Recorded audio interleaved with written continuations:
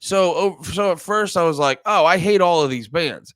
And then when I got some distance from it and I got to put whatever music I wanted to play on when I got to drive into school, I was like, okay, I don't hate I still REM I think is still one of a very overrated band. I don't know about one of the most ever, but REM's a very overrated band, but I got some distance from it. I was like, nah, the Pixies fucking rip. The Pixies fucking rip. And I was like, nah, you know what? I was in the vicinity of my brother's shitty attitude at the time. Brother's a lovely guy. But I was in the vicinity of my brother's shitty attitude. And that's why I was in the brother. And that's why I was like, fuck this guy and anything he likes. The Pixies fucking suck. You get some distance. The emotions dissipate. And the emotions dissipate, and you're like, actually, the Pixies rip. I apologize to the Pixies. And I think it's a similar thing with Weapons, because I've seen people shit on Weapons. I haven't seen like a good critique of it. And maybe I haven't looked hard enough, but legitimately I haven't seen a good critique of it. And even with like, even with and this will go, I saw your comment, Cell Rat. I don't know anything about Weapons. Can you elaborate on the gun? So in Weapons, if you guys didn't see, well, actually, let me do this, because I want to go get a cup of coffee. I want to go get another cup of coffee and see if there's and get some water. Let me just play you the trailer for Weapons real quick. That'll give you context, and we'll talk about it more. Yeah,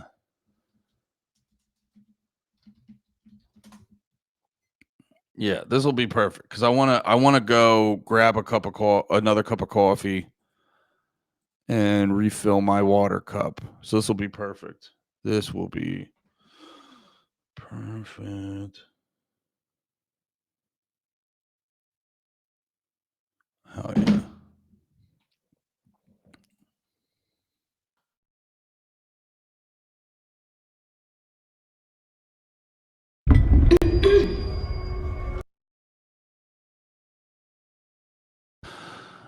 All right, and now we're gonna watch trailer number 2 to get full. Look at that to get full context. Now,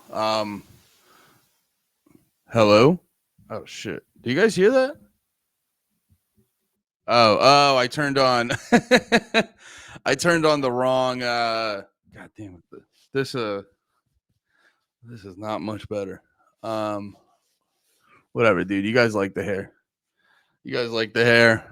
You guys like the hair, right? Farwild, what's up, brother? What's up, brother? Dude, Farwild, I gotta tell you, this is not blowing smoke up your cock. This is not blowing smoke up your beautiful, beautiful cock, Farwild. I get more. Well, I'm wearing one of the shirts you made me right now. Fucking this, by the way, that was a cool little detail on the shirt. Go check out Farwild. He's got a dope band and he makes cool shirts. But no, dude, I gotta tell you, the band shirts you gave me, I wear those often because you show love to the big boys, and you got the fucking you show love to the big boys, and you got the comfort colors, those shirts, dude, and you got your cool ass logos on it. I get so many like, oh shit, cool shirt when I'm rocking your shit. So yeah, man, whenever you want to send me free shit, I'm here, brother. Oh God, look at that. Look at the washed out face. But anyway, so we saw the trailer of Weapons. 2:17 a.m. kids, they're running like this. What the fuck happened? Why did that happen?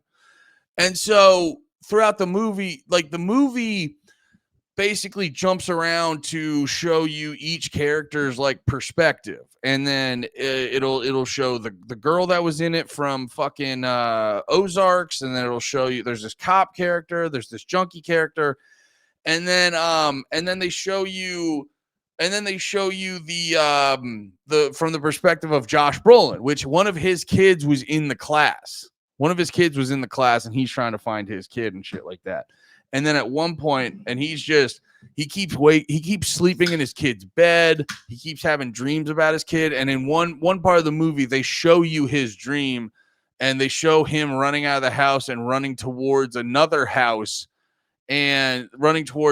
house, and he sees this house, and then just like a giant AK-47 pops up. And then it's just like it's like you see the outline of it, but it's still pretty detailed. And it's very clearly an AK-47. It like flickers or something, and then it like goes away. And like, I think people were getting annoyed by that because it was like, you know, it felt like it was overtly political, which, you know, I think people need to realize the vast majority of movies have a fuck ton of subtext. Like they're not just telling you fun stories for the sake of it. I think people have like a real misunderstanding of that, of like how much, like I remember I was talking to my wife, that rules. Thanks, dude. Same size. Still 3X, brother. Still fucking beefy as shit. But yeah, no, like I remember I was talking to my wife about it cause she was like, I don't like sci-fi. It's just like weird space shit or whatever the fuck she said. I'm paraphrasing and not giving her a generous interpretation of her words. And she was like, it's just like space shit and whatever. And I was like, no, dude, like sci-fi fucking rips because it has so much subtext about life and politics and all this other shit and all this shit. And then also on top of that, they give you like cool space shit. You know, so it's like sci-fi to me is like kind of perfect at times because you can watch it and you can go, I'm just watching aliens do fucking interdimensional shit. Or you can go like, yes, this is a commentary on the blah, blah, blah, blah, blah. You know, it's like, it can do both. It can do both. You know what I mean? We can do missionary or we could do like a fucking, we'll do the goddamn stand and fuck. Whatever, dude. We got all of it. And I think a lot of people got triggered by the gun in Weapons. Because it felt too overt. And I was like, but then I saw someone else made a comment on Twitter, which was kind of funny. Where it was like, oh yeah, the gun was so random and unnecessary. You know what I mean? Because how could there possibly be a correlation to just a whole classroom worth of kids disappearing one day? And guns and what could the correlation possibly be? You know what I mean? It's this fucking thing where like we've been programmed as an audience to not give people the benefit of the doubt. I don't know where that came from because like, and I used to feel it too with myself. Like I say this from personal experience, but it's like we've programmed ourselves to just like I don't know what it is. I don't know if it's like if it's downstream from like a white guilt sort of thing or whatever, but and with like the fucking how climate change rhetoric just makes everyone like go like anxious and hate themselves because the whole thing is like, you know, when the real problem is all the fucking millionaires who talk about climate change taking private jets and, you know, the military does more to affect climate change than anyone who orders same day shipping on Amazon. Like that's how they fucking trick you, by the way. Like, and I'm no expert on climate change, but I am a firm believer in like the rhetoric is over the top, trying to make you anxious and subordinate. That's what I know that I believe about it. And it's like, you know, I think they're just trying to like, but anyway, but it's this human characteristic that they're good on preying off of like, we're just so, especially as Americans, because I think we associate our government and things like that with us. We're just so pre-programmed to like feel bad about ourselves. And when you see someone who doesn't feel bad about themselves, who's just going like, which if you watch the interviews with Zach Kreger, I'm sure he's just an anxious mess like every one of us and things like that. You know what I mean? Because it's funny. He's writing these like dark, serious movies, but he's such a cheery guy in the fucking interviews.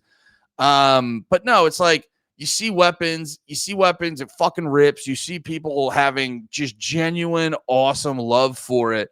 And then you're just like, no, why is everyone so fucking happy? And dude, I say this from personal experience. I used to be a miserable prick that would like, I didn't realize I was doing it, but I was like, that's what I was doing. And I think it's like, cause the reason I'm coming to this conclusion, because if you just like look at the fucking complaints, when it really comes down to just like, why is there a gun over the house? This is stupid. And then you actually go, well, and then he goes like, he doesn't even know what it means. It's like, well, why don't you take some time to figure out what it could mean? You know what I mean? Because it's like a lot of people think art isn't necessarily like that's what muses are. Where it's like a lot of people don't think they create art. A lot of people think the universe gives them art. And it's like, dude, the universe could have just been like, yo, put a gun up there. And it means something, but it doesn't necessarily mean something specific, or he doesn't even necessarily know what it fucking means. So it's like, why don't you just go, hey, man, you know how most of the movie fucking ripped for you? Why don't you take some time and go, why don't you take some time and just ponder this one complicated thing? You know what I mean? Like, that's more like, I'm not even sitting here saying like, I saw that part and I was like, this feels dumb. I also felt that. What I'm trying to say is like, these people who get so excited to discount a movie because one part of it was fucking dumb is very silly to me. Was it a Chekhov's gun? Like, did it have anything to do with the plot? No. And then it was, it didn't feel like it did. And then having the director flat out go like, having the director just like flat out say, I'm not even sure what the gun meant. Cause that's one of two things. It's one of two things. He either really means that, or it actually has to do with like school shootings and stuff. And he thought just flat out saying that would cause a little bit too much controversy and overshadow like the premiere of the movie. You know, there's also that. There's also like, hey man, you know, there could be something else happening right now than just what's happening right in front of you. But yeah, I think at the end of the day, Weapons, yeah, maybe people like me overhype the movie, but Weapons is a good fucking time.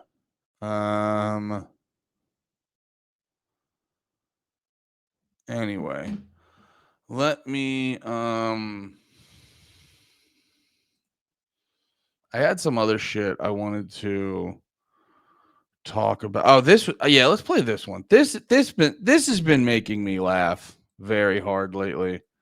I don't know if you guys saw this going around. This has been making me laugh. This is a good question. Why show did it have nothing to do with the movie? And I think like, well, that's kind of part of art is, you know, art's not always there to just be like succinct and clear. I think sometimes you kind of like do shit because it just feels like what you're supposed to do. And I think he just felt like it's basically like stuff like that is supposed to get your brain thinking. You know what I mean? Cuz like you can't always approach, you know, it's like I was laughing. It's Pat does it sometimes. And I've said this to his face. I'm not like talking shit. Pat does this sometimes when we talk about certain movies and stuff. He gets really hung up on like minor things, and he lets those minor things ruin the rest of the movie for him. And I always try to approach a movie and go, just what was the overall thing the director was trying to give you? And did he or she accomplish that? So like, you know, while the gun doesn't completely make sense on its face, I go, the whole movie was a great representation of, he talked about in interviews, it was a great representation of having like alcoholic parents and shit like that and growing up with that. And you go, like, yeah, when I get to the end of it like that, you know, so again, yeah, it's a valid question. Why showed it has nothing to do with the movie?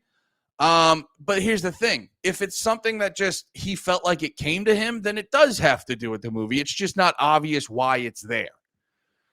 And yeah, so I also too, I try not to let I also try not to let small blunders ruin the overall piece. You know what I mean? Cuz also too, it's like, you know, you got to also put yourself on that end of it. It makes a lot more sense. And I'm not saying you guys can't. I don't want this to come off as like an elitist thing of like, you just don't get it until you just, you know, when you're in the midst of making a thing, you're going to have a lot of like little blunders, whatever it is. You know what I'm saying? Like, you know, it's just sometimes there's just time restraints. Like I remember, like I played you guys my band's EP from a while ago, And I listen back and I go, it's great, but there's always little things I hear where I just go like, oh, I fucking should have done this, should have done this. And they're all valid nitpicking critiques, but it's like at the end of the day, just take the whole thing in. Hell yeah, pause.